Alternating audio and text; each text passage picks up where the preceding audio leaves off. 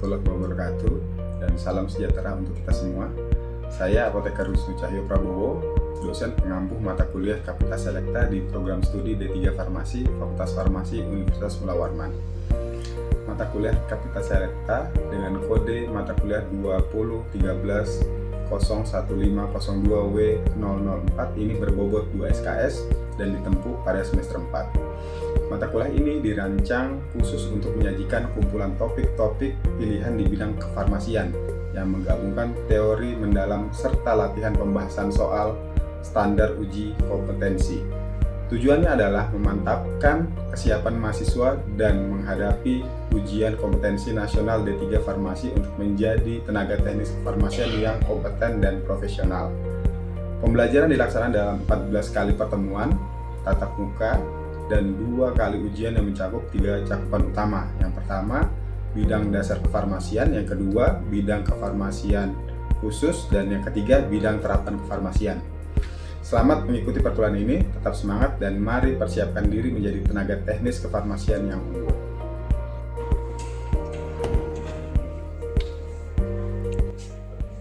Assalamualaikum warahmatullahi wabarakatuh. Waalaikumsalam warahmatullahi wabarakatuh. Selamat pagi adik-adik semua, sehat semuanya? Sehat, Pak. Alhamdulillah, hari ini kita masuk ke pertemuan 8 ya, mata kuliah Kapitas Selekta dengan materi pencegahan resistensi antibiotik dengan cara buang sampah obat yang benar ya. Nah, mudah-mudahan semuanya ya, dari materi minggu kemarin kita sudah sampai ke minggu ini semuanya masih ingat semua, karena nanti kita akan melakukan kuis yang di akhir pertemuan. Gadgetnya ya, gadgetnya, kemudian buka startnya, kita mau absen ya. Sekarang kan absen sudah berbasis digital ya. Absen, silakan absen.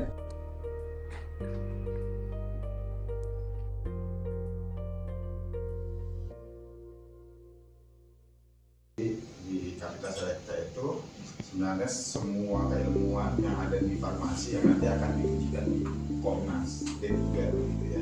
Nah, di situ salah satunya adalah keilmuan farmasi klinik yang masuk ke dalam terapan, ilmu terapan yang nanti harus dimiliki dalam kompetensi D3 begitu. Nah, di farmasi klinik kita akan belajar juga cara mencegah resistensi antibiotik ya, mungkin bisa terpapar ke lingkungan maupun ke masyarakat gitu, dengan cara metodenya dengan cara buang sampah obat yang benar. Dan hari ini akan disampaikan yaitu kompetensi terkait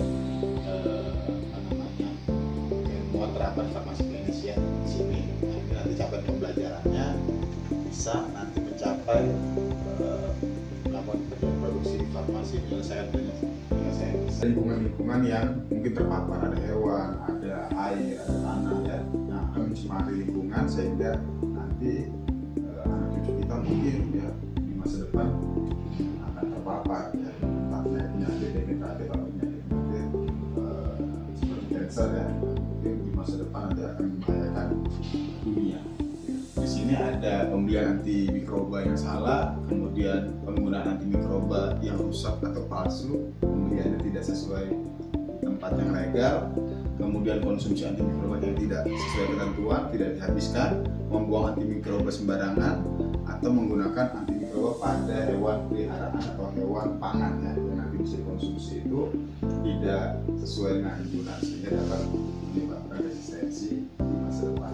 Ini cara pembuangan termasuk obat yang sudah kadaluarsa, yang rusak maupun alat kesehatan ya yang digunakan dalam proses distribusi obat. Kita harus tahu juga cara-caranya. Ada yang menggunakan dilarutkan, dicampur dengan sampah, obatnya dicampur sama kopi, kemudian dimasukkan ke dalam wadah plastik sebelum nanti dibuang ke tempat sampah umum.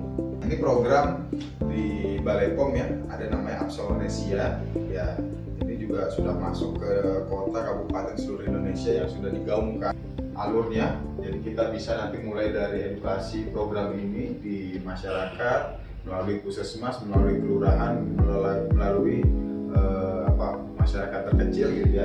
Kemudian nanti kita sosialisasikan di apotek untuk menyediakan kotak-kotak sampahnya ya sebagai tempat penyaluran pertama sampah obat, kemudian nanti bisa dikirimkan ya ke BPOM untuk kita kita hancurkan atau kita musnahkan ya, dibakar. Dari penjelasan saya ya, dari awal materi hingga akhir, ada yang mau ditanyakan? Ada semua? Ya, silakan.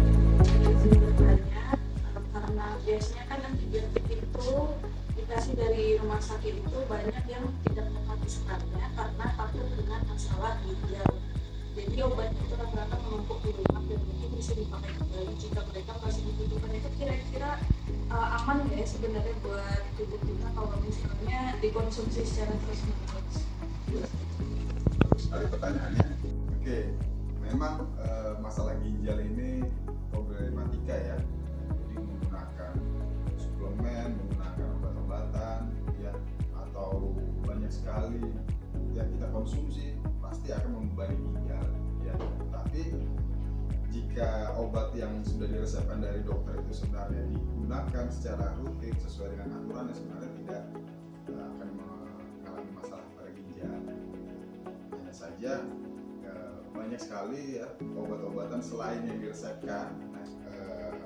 Satu orang ya maju ke depan untuk menuliskan apa kepanjangan dari Absonesi. Oke.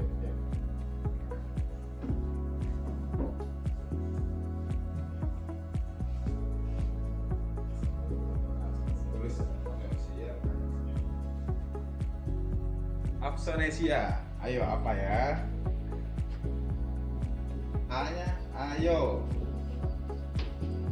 buang sampah obat dengan benar untuk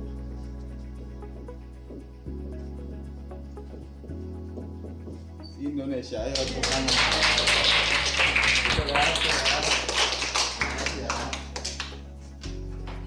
Jadi ya semuanya, ini ada contoh soal ya yang kita bahas bersama. Nah setelah itu kita post test ya. Nah, yang pertama, soal pertama, mengapa membuang sisa antibiotik sembarangan sangat berbahaya bagi kesehatan masyarakat? A. Dapat menyebabkan resistensi bakteri. B. Menyebabkan pertumbuhan tanaman melambat. C. Dapat mengubah warna tanah. Dan D. Memicu timbulnya bau yang menyengat. Yang A jawabannya dapat menyebabkan resistensi bakteri. Ini yang paling penting, yang paling menyeluruh ya. Nah, yang lainnya mungkin bisa juga dapat menyebabkan pertumbuhan melambat tanaman ya akibat resistensi. Tapi yang secara global yang membahayakan bagi manusia adalah yang dapat menyebabkan resistensi bakteri. Oke ya. Oke, hari ini sekarang sudah berakhir ya materi dan kita membahas soal. Kita akan quiz hari ini.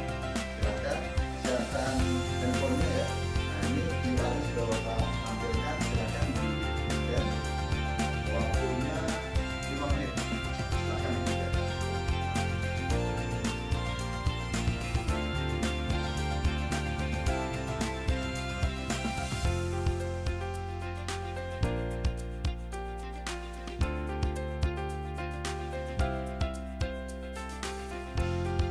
Ya bisa diakses ya. Terima kasih atas kehadirannya kalian dalam perkuliahan saya. Semoga sukses nanti ya menghadapi ujian kompetensi nasional.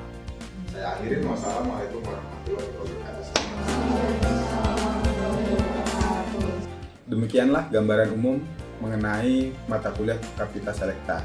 Melalui pemahaman teori yang kuat dan latihan soal yang terarah, saya berharap adik-adik mahasiswa dapat menyerap seluruh materi dengan maksimal, serta siap menghadapi ujian kompetensi nasional D3 Farmasi dengan hasil yang memuaskan.